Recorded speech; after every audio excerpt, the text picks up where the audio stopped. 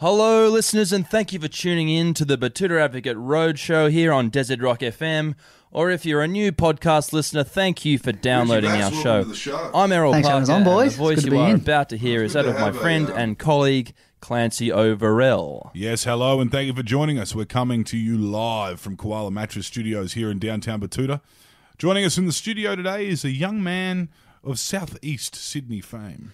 He is a man of reasonably small stature, but, you know, he can certainly punch well above his weight if he needs to. Not that I would ever want to find out, to be honest. I enjoy the full function of my brain as it is. No. Given the fights that he has had in the UFC, I think he can throw hands. He'd probably fuck you up, Errol. He'd probably fuck me up. He would. He would fuck almost anyone up, I reckon. He'd punch holes through us like a fucking fibro wall.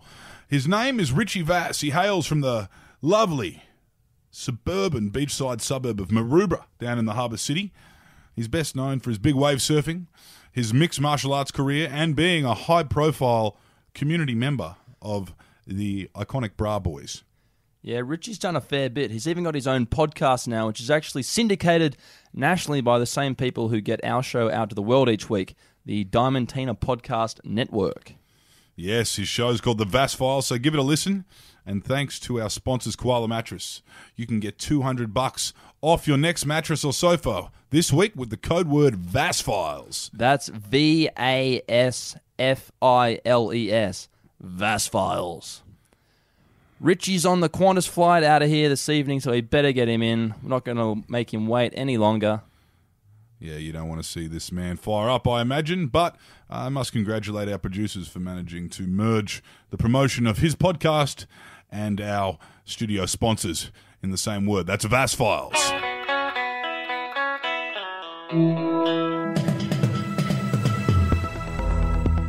You're listening to Errol Parker and Clancy Overell, editors of the Batuta Advocate on Desert Rock FM. Prominent big wave surfer, MMA superstar, well-known community leader from Maroubra in the building. Thanks for visiting us in the Western Queensland Channel Country. Thanks for having us, boys. Mate, what brings you all the way up here? You know, you probably can't get further away from the seaside than out here in our desert capital. Yeah. I don't normally go west of Anzac Parade, but it's nice to go on a little adventure every now and then and broaden your horizons. Helping a mate lay some carpet. Yeah. Well, that's what I was about to chip in, and when you introduced me to carpet lay, you can. Yeah. Well, that's my favourite tag. So that's your trade? Yeah, mate. Got my trade as a carpet layer. Growing up down Maroubra, like there's so many carpet layers down there. When I was looking for work, one of the older boys just took me on their wing, and yeah, it was great. So carpet layers in Maroubra, I guess, are like roofers to the Gold Coast. It's just what everyone does. I guess so, yeah. Definitely, like, always, if you're looking for a day's work, there's always carpet to be laid. So, yeah, a lot of the young fellas got into it. It's good. I'm glad I did. It's a good trade, and it was lots of fun just working with your mates as well. So, it makes the day go quick when you're just talking shit, laughing all day. Is it easier to put carpet down or lay it? I mean, or is it easier to rip carpet up?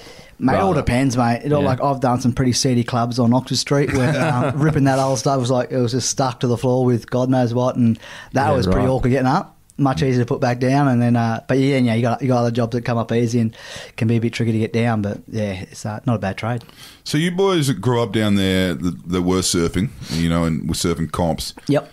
Is that kind of you're all working together? You've all got jobs which would allow you to fuck off to the beach or go somewhere to compete? Yeah, well, like when I was sort of in my teens, obviously I was just saving pennies. However, I used to pick up golf balls at a driving range, and then but once we started travelling and chasing big waves, like with Kobe and Mark, they were making enough coin out of surfing not to worry. But myself, Rooster Adams, Evan Fawkes, Evan's another carpet layer, Rooster's a builder. We just try to save as much pennies as we can, then give the boss enough notice. We know when we wanted to pack the ball bag and dart off chasing waves. So luckily, like for myself, carpet lane really allowed that. Like I said, I work with a couple of the older boys from the beach who knew I love surfing. They love to surf, and they were pretty happy for me to go and chase waves. And as long as I got another little grommet to drive the car while I was gone, because I had my P's and my bosses didn't have their license, so that was just like a little carpet layer chauffeur. It was before they had the interlock in the car. They just couldn't drive at all.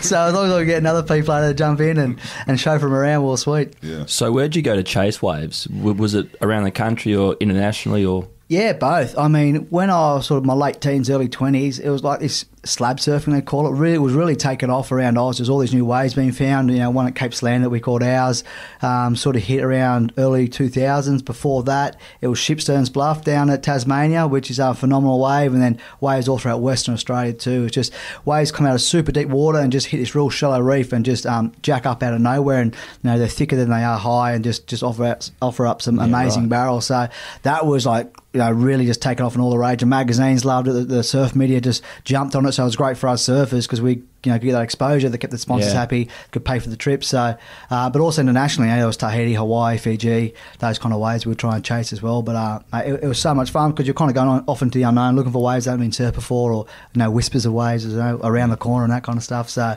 that was a lot of fun. Yeah, I've seen some images of those big waves over there in WA. It's like these big slabs of water. Yep. What's it like to be dumped by one of those? This body of water the size of a bus is hanging over you, and then it's on top of you. Yeah, it's pretty hard to explain. Like if you feels like your limbs are getting ripped off, and then you get pushed so deep, your head feels like it's going to explode too with the pressure. And over there, that wave of the right in WA, the water's dark, it's sharky, and when you're underwater, it's just black, and you can feel yourself just getting pushed to the depths of the earth, and it's pretty hard to stay calm, and I know, which is the main thing in those situations. You just got to try and stay calm and preserve your oxygen and not burn through it, because there's very little you can do. You can't fight against that kind of force, and so it's like that. Exactly, Jesus. See, the thing with that way, it looks like it breaks in super shallow water, but it actually pushes you really deep. It's like kind of like a mushroom head of coral that it breaks on, so it rolls you off that reef down and pushes you pretty deep. So that's a pretty unique wave. But you do touch the reef? You can do. It's pretty rare to touch the reef at that wave. Yeah. Because it looks like it breaks in super shallow water, but it's only super shallow for a moment, and then it rolls you off into deep water. So 2-wave hold downs, even 3-wave hold downs there, so you don't get the surface until the next wave hit. That's very common at that wave. So how long is that? Like a couple of minutes? Yeah, it can be 10 seconds underwater after a wave like that. Yeah. It feels like an eternity. So if you're under for 30 seconds, it's crazy. Like your heart rate's through the roof, your adrenaline before you fall is through the roof. So try and preserve your oxygen when you're getting rolled around and you're hoping to make it to the surface, so that next wave hits and pushes you back down. It's pretty intense. It's pretty hard to describe. I fell on one out there, and I was wearing these booties on my feet, and they both got blown off my feet. It ragdolled me so much. So it's like a little idea of the force. And water's going in everything. Yeah, mate. Yeah. Obviously, disco shoulders, knees, all kinds of injuries happen out there. But on the other side, when waves break in shallow water, like Chopu over in Tahiti, or Cape Fear over here in Botany Bay, look, the dangers are coming up unconscious, all kinds, what you could imagine would happen, getting bounced off shallow reef. And then you got at Cape Fear, you've got the dry cliffs only sort of a few feet away from where you're surfing. So every wave has unique dangers. But I actually prefer to surf in the deeper water waves, because I think if you can stay calm, you sort of come out okay. But when you get grinded across the reef, it's not as hard to stay calm. Yeah, it's quite hard for us here in the desert to really kind of wrap our heads around why a man would surf a ginormous wave like that. Do you do it just because of the rush? Really? Yeah, well, that's what definitely got me hooked. I'm not I'm shooting bricks out there. It's you're scared. There's that fear factor. It's kind of why you do it as well. It's kind of why you go on a roller coaster or whatever. Get those the hairs on the neck standing up. But once I started surfing those waves, then I sort of pushed myself and saw that if I just put my head down, don't hesitate. You can obviously get the ride of your life, and it gets very addictive. When you do make those kind of waves, mate, you're on a high for months. So that's what gets you hooked. And plus, I was growing up very luckily with a couple of the best big wave surfers in the world who are my idols, and Kobe Abbott and Mark Matthews. Only a bit older than me, just really took me under their wing, and I just followed their path and what they were pursuing and making careers out of, and that's what I wanted to do. But even before I really made a conscious decision that I wanted to try and pursue big wave surfing as a career, the sort of mentality at Maroubra was go hard or go home, and there was lots of underground charges. So even growing up like osmosis, I just wanted to be in the big stuff, whether it's probably small man syndrome too, that I've always always said, I'll get out there, before I really thought through exactly what I was sort of piping up about, and then I had to sort of follow through. And it's very addictive when you make one of those big waves. Tell us, your family came from landlocked Eastern Europe. Yeah. My father's from the Czech Republic. Yeah. So he came out to Australia in the late 60s as a political refugee. He hadn't spent much time with the surf. No. He didn't bring his board with him from the Czech Republic, and my mum's from Manchester in England. So it's funny. Actually, my mum's sister, my uncle, he's obviously from Manchester as well, but he was moved to Australia and is a surfer. He's a surf mad pom who was addicted to surfing in the UK. Would travel over to Portugal and stuff and surf, and he had always been hooked on surfing. Yeah, and so it wasn't the family. Yeah, absolutely. Yeah, my uncle, he was like, I looked up to him a lot when I was a kid, and he surfed on the northern beaches at Avalon. That's where he sort of relocated to, and surfing was always there. It would be nippers, and then obviously surfing was something that I was just, for as long as I can remember, is what I wanted to do. And Dad, thank God, when he made his way out here, as a political refugee, he was flying over the coast, and he was telling me after about 20 tennies, he looked out the window and saw Coogee and the coastline, and said, that's where I want to try and aim to live on that. Looked like an awesome place to be, and thank God that's where he ended up. We grew up down. We had a family home at Little Bay, and the closest beach was Maroubra, so I was very fortunate. Yeah, right. So tell us a little bit about Maroubra in that sense. It is kind of a, particularly while you were growing up there, like a multicultural hub, and that kind of pales, I guess, in comparison to a lot of beach suburbs in New South Wales. What was going on down there? You've got Rennie Matua, you've got Sutton, you've got all walks of life, you've got all people from all backgrounds. What is it about Maroubra, you reckon? Well, yeah, it is. It's a melting pot of all kinds of colours, creeds, ethnicities, and it.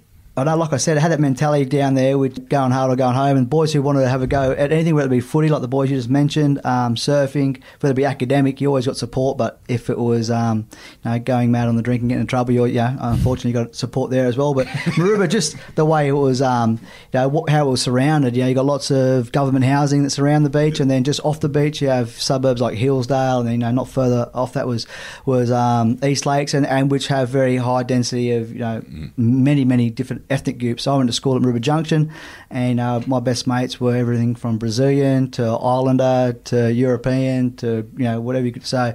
It was just and that just translated down the beach with the kids. All my mates I grew up with were just like a melting pot of different backgrounds, but all just loved to have fun, and love where we were from, and proud where we're from. So the also the beach, particularly for areas with a lot of kids, a lot of public housing. The beach kind of provides just a ready-made activity as well. Do you find that? Absolutely. A lot of your mates could have been in a lot more trouble if you'd been a few clicks west, mate. Exactly. Yeah, it's exactly right. I think all young blokes, when you go, you've got plenty of energy, and you're looking for an outlet to just release some of that excitement and run around, be a young bloke. And luckily, the ocean just provided that platform for many of us to go out and have fun. And it was such a positive in many of our lives. But of course, it came with, just like any other suburb too, there was plenty of negative attractions too. But we were very fortunate to have the ocean as our little playground, and running around the beach, being in the surf club, and then just even if there was nothing to do, rather than running around throwing eggs and getting into trouble, we could find something to do in the ocean. It kind of got us into a little less trouble, I guess. And you also learn how to fight. Yeah, look. Yeah, was that just from on the beach, or was that in the gym? You had gyms down there? We did, mate. It's probably again a little bit of small man syndrome bubbling over. But at the beach, we had like Ronnie Reardon, who was fought for Australian title as a boxer. One of my good mates at my age, Kurt Barham, also made a pretty successful career as a pro boxer. But it was just that age. Everyone liked to stay fit. Training was always a big thing down there. Whether it be boxing, it was weights, running the beach. Kobe Abbott, when he was out there chasing some of the big waves in the world, he was a big advocate for staying fit and training, and it just spread. We all just love to stay fit with the boys playing footy. And as a part of that, boxing was a big part as well. So everyone likes to think they know how to handle themselves if they get into trouble, and definitely you.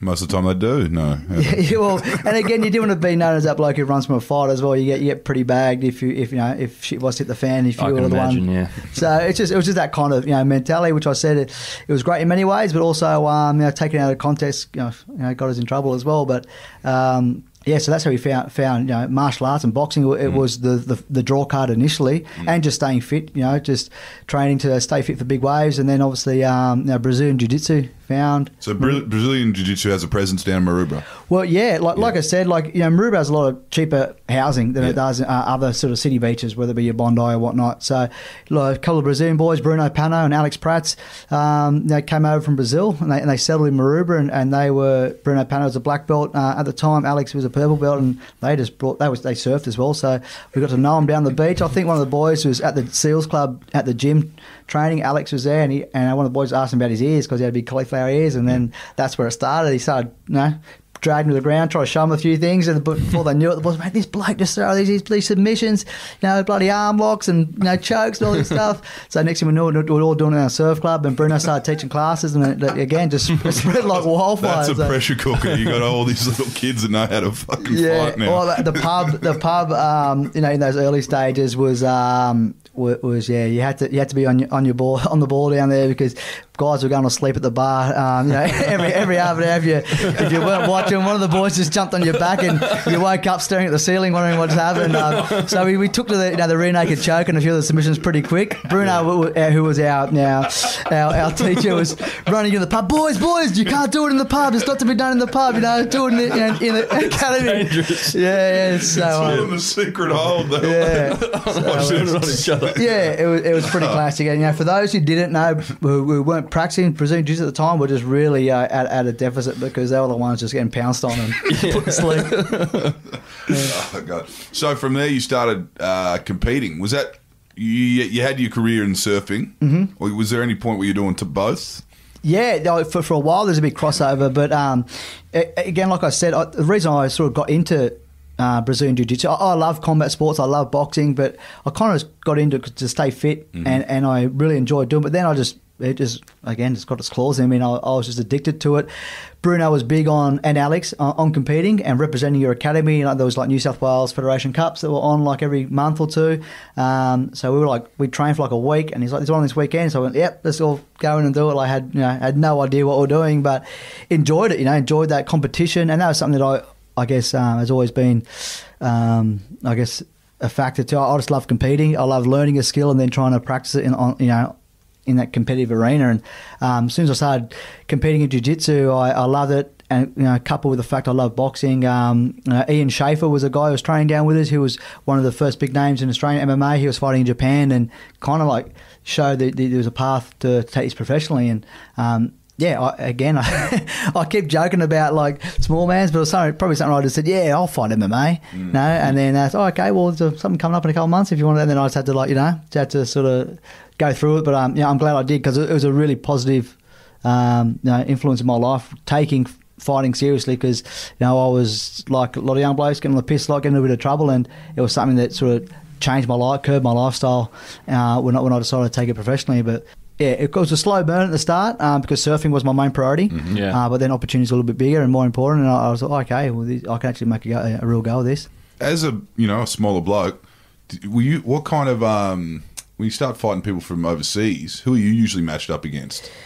So my first few international opponents were Hawaiians, actually. Yeah, right. Yeah. So and then an American bloke who just had fought in the Ultimate Fighter, or tried in the Ultimate Fighter. So initially, when I started fighting, I was bouncing around weight classes because the sport was in its infancy. There wasn't a lot of guys my weight competing, and if I wanted to stay active, I had to fight from bantamweight, featherweight, whatever it may be. So I was bouncing around weight classes until things got more serious. The sport really exploded here, and then there's more opportunities, and then again started getting international opponents. So definitely we're lucky here in Asia. Throughout the Asia region, there's a lot of lighter guys. So if you want to stay active in our weight classes, there's those opportunities, and you can go and fight for promotions over in Asia as well. So bit of money in that. Mate, there is, like anything at the top level, it's a pretty hard slog to make money out of it. I was always laying carpet on the side. There was probably 5 years, when I was leading up to being signed to the UFC, and then when I was in the UFC, that I put the tools down and did a day or two there, just when it fit into my training week. But it's a pretty hard slog to make money out of mixed martial arts. It's getting better now, but like I said, once you get to the upper echelon, the top 10s in the world, then you can start to sort of live comfortably just off fighting and get some sponsors who are going to back you financially. And I was very fortunate that Ruka jumped on board and helped me financially as a sponsor for years, so I could focus just on my fighting and have to worry about laying carpet to make ends meet. But mate, the money wasn't great. Even when I got to the UFC, that I started fighting, it was like $8,000 to fight, $8,000 if I won. So it's not like say $16,000 and you pay tax in Australia, pay tax wherever you fought. Then you got to pay your training coaches, your managers a percentage, so you don't come home with a lot. But that's not why you sort of ever get into the sport. For my story was I never got into it to make money. I enjoyed learning the skill. It was every day was different in the gym because there's so many different components to mixed martial arts, and I just love competing and challenging myself. So that's what drove me. I think if you get into it to try and make money, you sort of go home with a sore head pretty quick and start looking for other career options. Now, aside from the, of course, the surf club down there and the Brazilian fighting gym, there's another club you're a part of that's quite prominent in the area, the Bra Boys. Yeah. Little philanthropic kind of organisation based down there in the southeast of Sydney. That's good. That's a very apt description. Yeah. What were you? How did you kind of cut around with those guys? Like, were the older boys doing that, or was it kind of your generation that came through it? Yeah, it was the generation before mine, and they were just the boys from the beach, like the Bronny boys. Have got their little Bronny boys and their board riders club, and all the local surfers. They're the Bronny boys. Bondi across the headland they're the Bondi boys, and Maroubra it's the same. It's just the local surfers at the beach, people who live there, and it was just ours a bit of a different story that we calling ourselves the Bra Boys, and early 90s, it was that big sort of gang mentality that was filtering across from the States. Those gangs informed all throughout Western Sydney and around the eastern suburbs, and groups are coming down and getting into fights at the beach. With that mentality, so the boys just kind of banded together and said, listen, we're not going to leave our area, but if groups come down here. So that was happening? People coming down for a fight? Yeah, guys from like Marrickville and sort of the surrounding western suburbs come down looking for trouble. They'll call themselves a group, or it may be, even local, like around Lexington Place with a lot of housing commission. There was groups of gangs in there, and so the boys said, sweet, well, we're the boys from Maroubra, we love this beach, we love where we're from, we're not going to leave our home and search for trouble, but if guys come down here, we'll band together. If you're proud of where you're from and you really want to stay here and sort of protect the beach, I'm going to get it tattooed across my guts and say I'm a Bra Boy, and that just took off, and the boys said we all did it. Jack Kingsley, I think, drew up the tattoo, and he was him and the Abbott brothers, Jai and Sonny, who were just older than Sonny, and a whole bunch of them said, fuck that, that's it. Because it was really kind of like, it's hard to imagine now, but it really reached that point where they're like, it was happening every weekend, so the boys started getting it tattooed across their guts or wherever they wanted on their, down their spine, whatever, and they started off as quite small tattoos, and the boys, just a couple of weeks ago, got some, the young fellas got some that covered their whole chest and their whole back, so they're still happening today, and just for the same reason, just proud of where you're from, and love your community, love the beach, love surfing, and just love where you've grown up. So who are your biggest kind of rivals at the time? Was it the Marrickville boys or the? Well, you see, like when that was happening, I was only a kid, and I was just hearing stories down. I was hanging outside the surf shop and hear stories. My dad lived at Herald Street, which is like one street back from the beach for a while, and I remember being at Dad's house one night, and I could just hear all sorts of chaos going on out the front. And I'll be in the surf the next day and hear the boys saying, these cunts last night come down, like these, a bunch of islanders or something. I think it kicked off in the pub, and then it spilled out the pub, and then went all the way down the road. But I used to hear, I think, I forget the name, what they call them, sort of the Marrickville something, I can't remember. There was all kinds of groups coming down, I know like a lot of guys. Even more of them locally had issues with groups of other blokes who lived around Maroubra. So it was pretty wild times as a kid back then, because it felt like Maroubra was like kind of the ugly duckling of the city beaches. You could get away with anything down there. There's no consequences to whatever you did. There was no videos of the street. No one had smartphones, So no parking meters. No parking meters. And the pub back in the day was wild. There were people going through on motorbikes and hanging from the ceiling nude, and it was a very different time. It was a very exciting place to grow up as a young fella. So to join the Bra Boys, it wasn't like a golf club where you apply online and you've got your references. It's actually funny you said that. It's exactly how. Yeah, you got to print off your form. Yeah, it's So how does one, if they wanted to, it's just from growing up down there. Spending time down there, showing that you're a kind of a stand-up kind of guy, that you're a good fella, and it's kind of not like you don't sort of not like you ask. It's like the boys who've got one may eventually say, "Mate, if you want to get one, you're good to go." Yeah. You don't have to walk across Koala or cut your palm or something like that, and blood brothers. just swing from pubs nude and stick a hose up your bum and do the spit the winkle. There's a few criteria you got to tick off, but just a good bloke who's just grown up down there, and knows that one can be relied on for anything. And stand up, honest kind of guy, and I mean honest into towards your mates. You're not gonna, and like I said, it's not like you sort of. Not so much like you ask, it's just you'll just get told, mate, if you want one, you're good to go. And even now, when the boys get tatted up, there'll be a big sort of word amongst each other. So and so, I think he's due if he wants one, and I'll just get vouch from all the boys. I'm getting if anyone's got a bone or it doesn't fit well, they'll voice their opinion, and we'll talk about it, and that'll be it. It'll be a go ahead or not. Like you said, there was a lot of stuff going on in Sydney, and Bra Boys kind of rose to prominence across the country because of the big wave riders, and you had a few kind of stars, big names come out of the beach, and that group of guys. You had the footy players, and you had the filmmakers, and all kinds of stuff. But you did also make headlines in it was 2004 or 2005 down there with the Cronulla riots had happened, a couple beaches down past Botany Bay. It was tense. Things were tense. Brighton the Sands copped a lick. Yep. You guys managed to diffuse everything on Maroubra. How did that happen? Because it looked like that part of the world was about to burn down.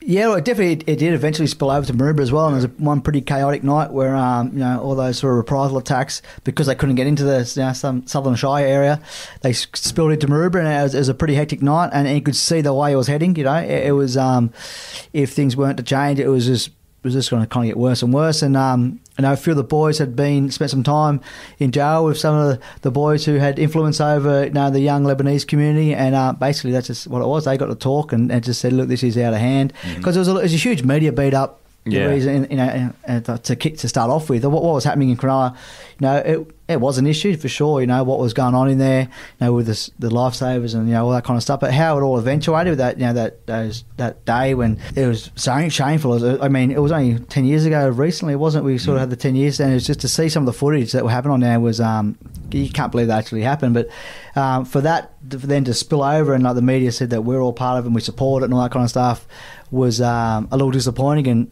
that's why eventually it spilled over to Maroubra. Thank God, cooler heads eventually prevailed, and that some of the older boys from the beach, had ties to some of the older boys. They've been on holidays with them. Yeah, they've been on a few selective holidays. Goulburn's are probably, I think, really nice this time of year. It was great to see, I guess, an area that got criticised for being mugs, and nothing but trouble, was able to sort of settle something that could have been on the higher ground. Yeah, but you had a Brazilian kickboxing gym down there, and everyone knew how to put people to sleep. It was the night that it all spilled over and all those reprisal attacks came down the beach. It was actually the Brazilian Jiu-Jitsu Academy's Christmas party. So there was boys running around. We had a big Tarasco barbecue, and there were the big Tarasco steaks with meat on it. They were all pulled out the fire, and you had people running up and down the street chasing people who were. It was a pretty wild night, and half the boys said it in the documentary, but half the people that were running around trying to protect the beach from all these reprisal attacks, I couldn't even speak English. So it was pretty wild. Yeah. So tell us a little bit about where all the boys are at now. Because you're all obviously tattooed up. You're all the same kind of mob, but a lot of people move around. Absolutely. Chase waves around the world. Where was everyone living? Are you all still in the area? The majority of us are. We just caught up with Mark Matthews 2 nights ago. He lives on the Gold Coast now with his wife. Kid Mac, one of my best mates, musician, filmmaker. We were all there. Rennie Matua's over playing footy over in the UK for Toronto Wolves, I think it is, or in Canada, sorry. Yeah, it is, but Sado still is down there. Saw him just recently. We were all caught up. under pretty unfortunate circumstances. A good mate of ours, Ricky Taylor, passed away recently, so there's a big community gathering on Sunday Arvo, and got to catch up with a lot of heads I haven't seen in a while. But yeah, we're all still down there. It's like same old,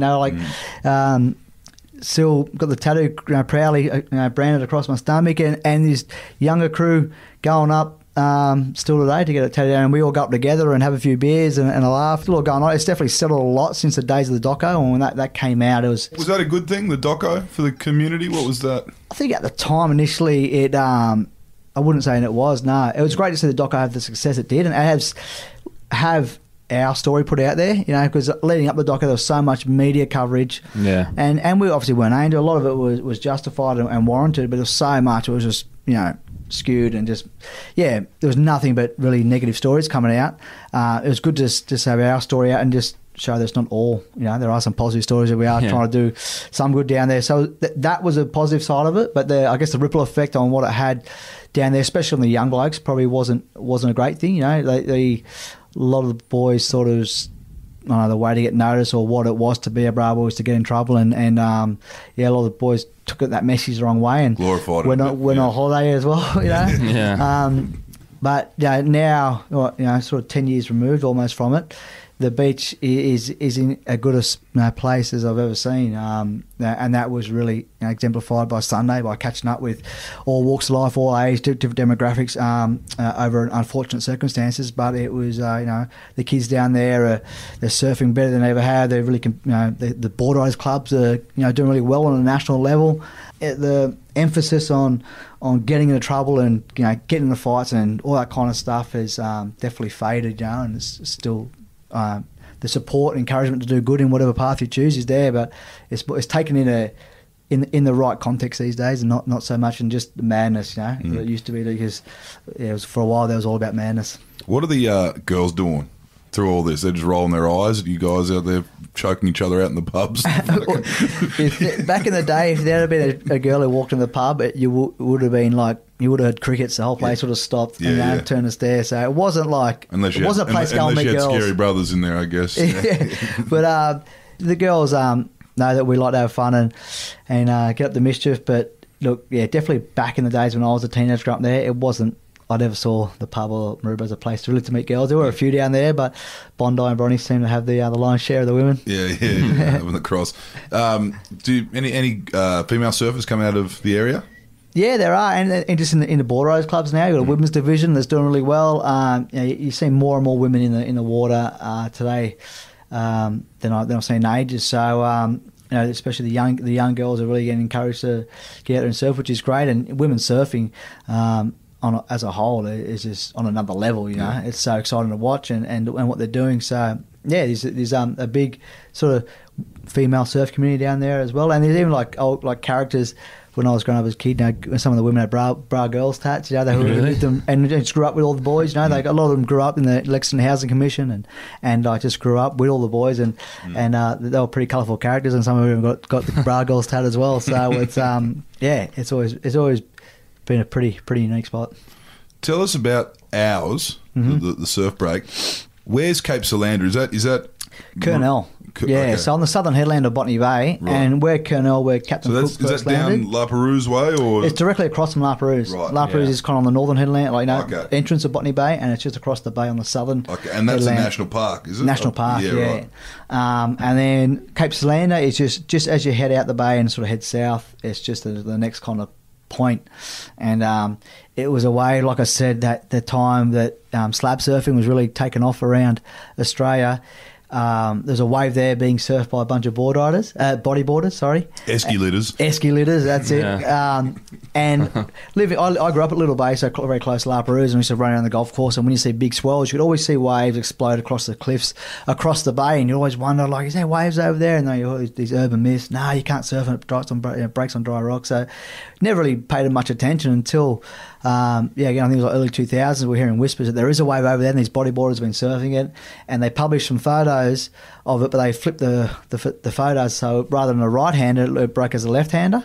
But we're over in WA with Kobe and Mark, and we're hanging with some friends who knew all the bodyboarders over there, and they showed us some footage And you could tell just by the water and the cliffs that it was from somewhere around home. And then again got more whispers of where it was, and went over there on a swell and found where the wave was breaking. And I just said it jokingly, said, "Oh, this is ours now," because there was a little bit of tension between us and the bodyboarders, because we all like to surf the same waves. And were that all Cronulla as well? A lot of them were from Cronulla. Yeah, Cronulla has a lot of good reef breaks, in a small kind of area, and those reef breaks really lend themselves to bodyboarding, because it's like I said, they jack up out of deep water. They're very steep, can be hard to make on a surfboard, and the bodyboarders were all over it, and they're very tight takeoff zones, so that's why the tension built. You're fighting over waves and getting on top of each other. So yeah, when we found out where this wave was at Cape Slander, we said, "Oh, it's ours," and the surf medias grabbed it and ran with it, and it's just sort of stuck. So now it's called Cape Fear, Solander, all kinds of names, and it was called Piker's Hole way before that. They used to have body surfers surf it, so it's got quite a history to the actual break. But we sort of realised where it was, and I guess early 2000s, and they're trying to be hitting it ever since. On all, it's and it's just taken off. Red Bull Cape Fear comp there recently, which probably got the biggest conditions I've ever seen. I've never seen a swell forecast like that before, and for it to coincide in the time frame of the contest was wild. And it's just an amazing wave. Can you tell us a little bit about how you guys would get yourselves out there as surfers?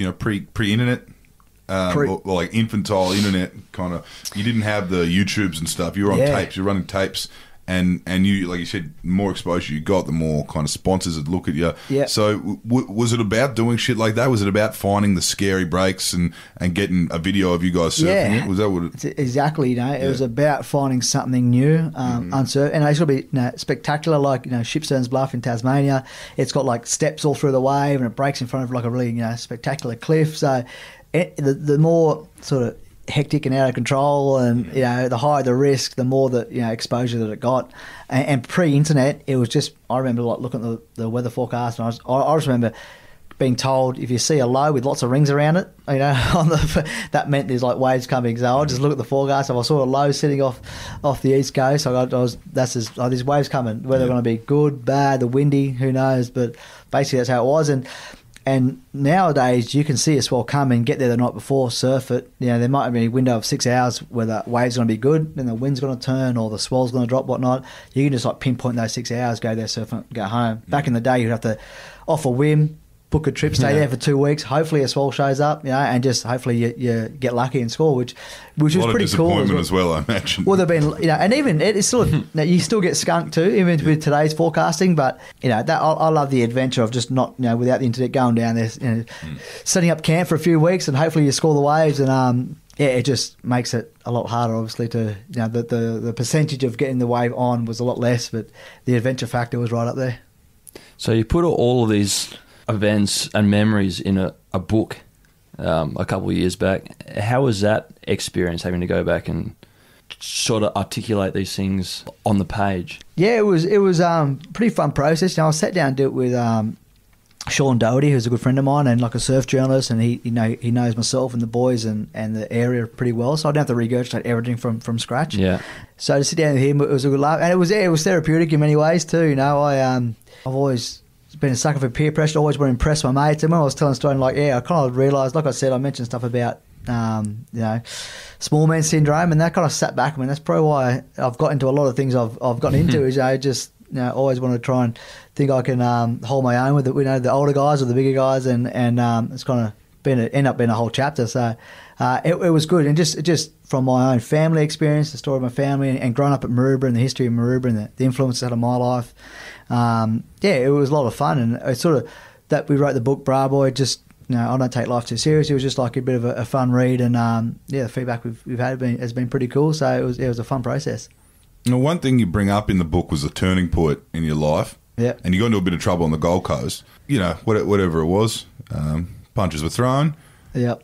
You managed to escape conviction. Have you seen many surfers and people that do the stuff you do, like, really miss out because they get that conviction? They can't travel. They can't travel to different parts of the world to surf, and yeah. Well, that's a huge, absolutely. I was on the Gold Coast. My trainer Alex Prats, who brought jiu-jitsu along with Bruno to the beach, he went into mixed martial arts as well. He fought on the Gold Coast that weekend. It just happened to coincide with Mick Fanning winning his world title, his first world title as well. So I mates with Mick and all the boys from Cooley and the Gold Coast. So I thought I'd go there for the weekend.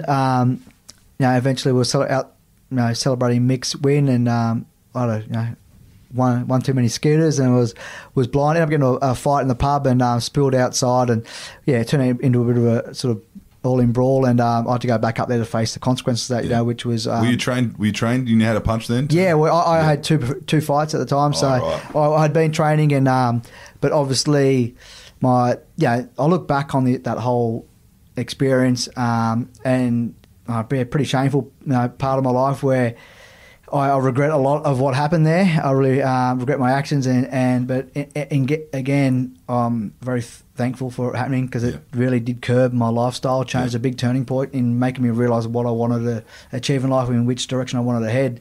That story has repeated many times, especially down the beach.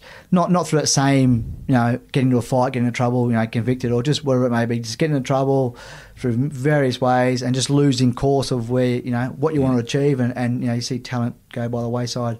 Kobe Abbott, he got into a trouble over in Hawaii, into a fight with an off-duty police officer, and then he couldn't travel to Hawaii or the States anymore, and that really affected his big wave career, because you're limited in what you can do. Then sponsors don't want to associate with you because it could be seen as negative publicity, and then they want you over there in Hawaii, and they can't have you there, so they're not going to.